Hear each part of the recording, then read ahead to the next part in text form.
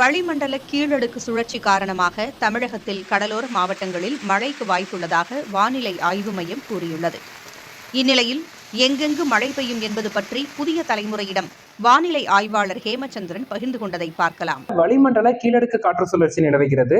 இதன் விளைவாக தமிழகத்துல கீழே காற்றின் ஊடுருவல், கீழ்திசை ஈரப்பதம் மிகுந்த கீழ்திசை காற்றின் ஊடுருவல் அப்படிங்கிறது பரவலாக அதிகரிச்சிருக்கு. இதனால் இன்றைய தினம் பாத்தீங்கன்னா உள் மாவட்டங்கள்ல பரவலாக பிற்பகல் மாலை நேரத்துல மழை பதிவானது. அடுத்த 2 நாட்களுக்கு நவம்பர் 16ஆம் தேதி இரவு வரைக்கும் தமிழகத்தில் பரவலாக மிதமானது முதல் சற்றே கனமழை எதிர்பார்க்கப்படுது. குறிப்பாக கடலோர மாவட்டங்கள்ல சென்னை முதல் கன்னியாகுமரி வரையிலான கடலோர மாவட்டங்கள், வடகடலோரம், டெல்டா மாவட்டங்கள்ல இரவு அதிகாலை நேரத்துல பரவலாக மிதமானது முதல் சற்றே கனமழையும் ஒரு சில இடங்கள்ல கனமழையும் பதிவாகும். அதே போல கடலோரத்தை ஒட்டிய உள் மாவட்டங்கள், மத்திய மாவட்டங்கள், தென் மாவட்டங்கள் மற்றும் மேற்கு தொடர்ச்சி மலை மாவட்டங்கள் எல்லாம் பிற்பகல் மாலை இரவு நேரங்கள்ல இடி மின்னலுடன் கூடிய மழைப்பொழிவு நம்ம எதிர்பார்க்கலாம்.